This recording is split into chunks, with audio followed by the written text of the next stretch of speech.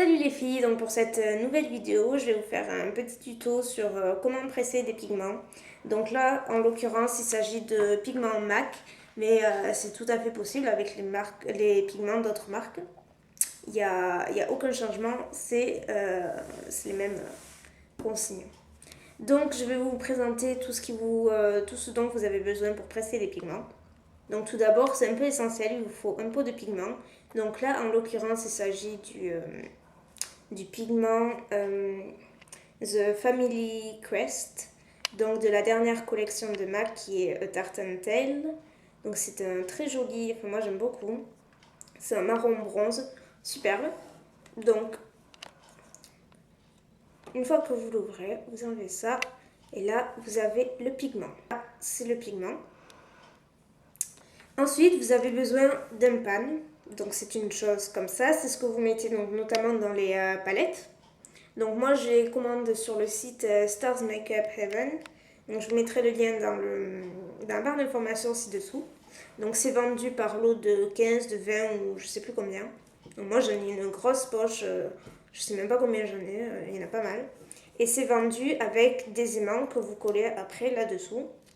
Et c'est nickel.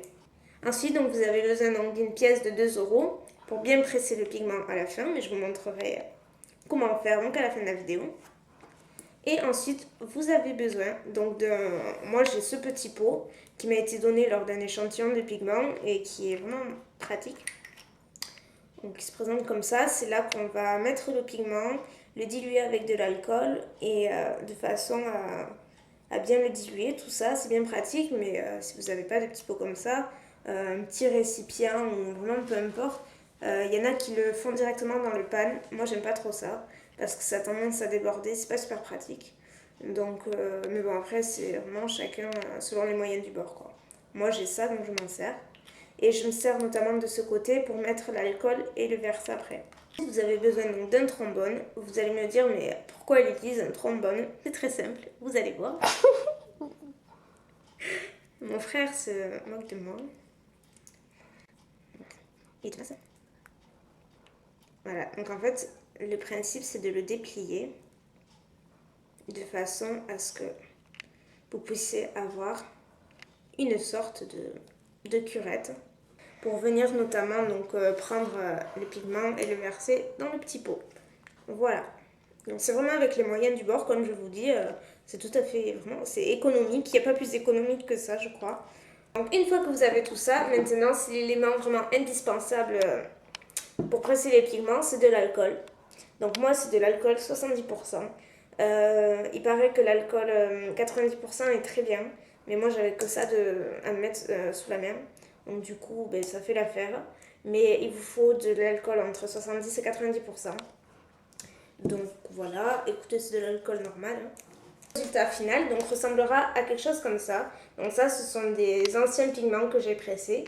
Donc là, il y a un bleu, un vert, si je ne me trompe pas, ouais. Donc ça donnera quelque chose comme ça. Et du coup, vous pourrez agrandir votre collection. Et notamment pour celles qui trouvent que les pots de pigments prennent un peu trop de place, sont encombrants. C'est vrai que c'est beaucoup plus facile de les presser et du coup après de les entreposer dans votre palette. Voilà. Donc écoutez, c'est parti. On va prélever le pigment à l'aide du trombone. Voilà. Oui, je ne vous ai pas dit, mais il vous faut impérativement un sopalin ou un torchon, peu importe, à mettre dessous parce qu'on a tendance à toujours salir un petit peu. Et les pigments, ben, ça salit pas mal. Voilà. Donc on en prélève quand même une bonne partie. Il vaut mieux en avoir trop que pas assez.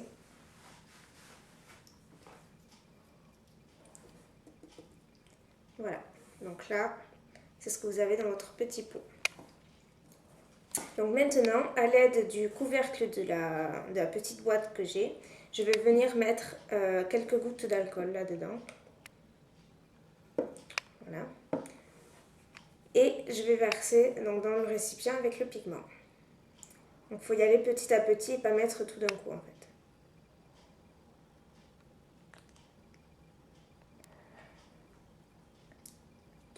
Et à l'aide de mon trombone, maintenant je viens remuer.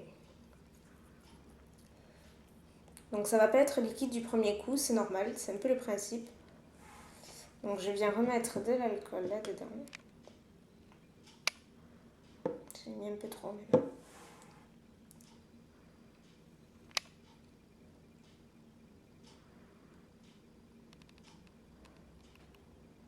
Voilà. Donc on continue à mélanger. Donc j'espère que vous y voyez bien. Parce que j'ai un nouveau caméraman pour aujourd'hui qui est mon frère. Voilà, donc là, je ne sais pas si vous voyez bien, ça commence à prendre forme. Donc en fait, si vous demandez quelle quantité d'alcool je dois mettre dans le petit pot, il n'y a pas vraiment de quantité. C'est pas. Je vais pas vous dire, vous mettez voilà, 3 gouttes, 4 gouttes, 5 gouttes. C'est vraiment vous qui voyez en fait. Une fois que le résultat, il faut que ce soit à peu près liquide. Pas trop liquide comme de l'eau, mais assez liquide comme là. Là, ça me paraît plutôt bien en fait. C'est bon. Voilà. Donc là, je continue à mélanger. Donc, si par cas, il me semble que j'ai pas assez de pigment, j'en remets. Donc, c'est ce que je vais faire.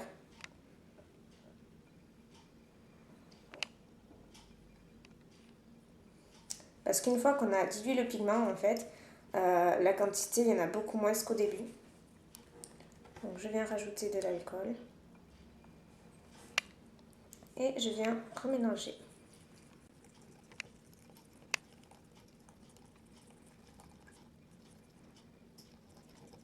Voilà, donc maintenant, ça me paraît plutôt bien. Donc, je vais venir prendre mon pan. Donc, heureusement qu'il y a le sopalin. Hein. Et je vais venir verser donc, le pigment.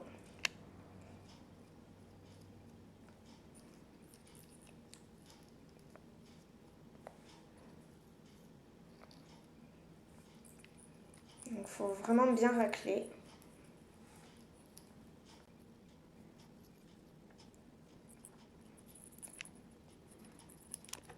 Donc maintenant que vous avez tout versé, ça fait une chose comme ça. Donc c'est pas très beau. Vous allez prendre et vous secouer en fait. Vous faites un mouvement comme ça qui va servir à tasser le pigment, à bien le tasser dans le pan. Donc vous le faites autant de fois que vous voulez.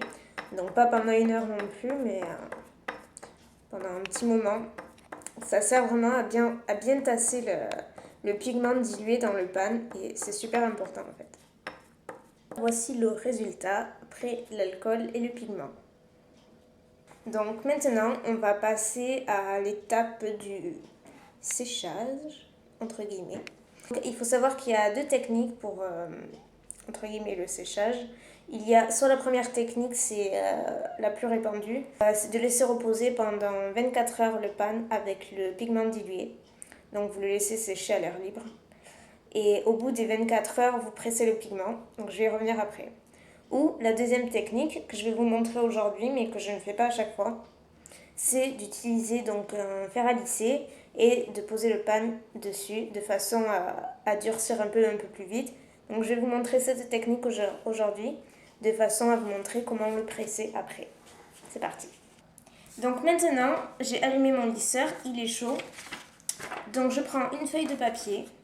Donc c'est une vieille feuille que je me suis servie pour les autres pigments. Que je dépose sur la plaque de lisseur. Je viens prendre le pan et je le dépose sur la plaque. Ça c'est chaud. Et j'attends que... Donc c'est pas très long.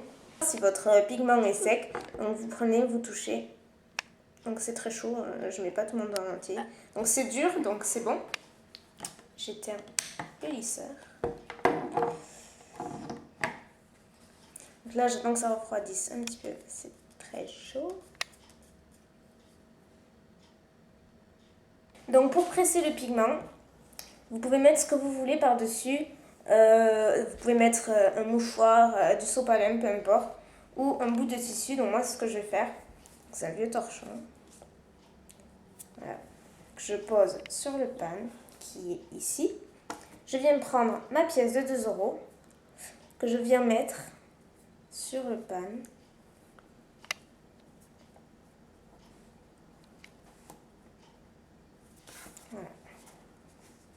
Et là, une fois qu'il est dans le pan bien incrusté, j'appuie. Voilà, vous voyez le pan dessous, la pièce ici, et vous appuyez. Donc là, c'est tout simplement, d'où le nom, pour bien presser le pigment. Et maintenant, je retire la pièce. Et voilà.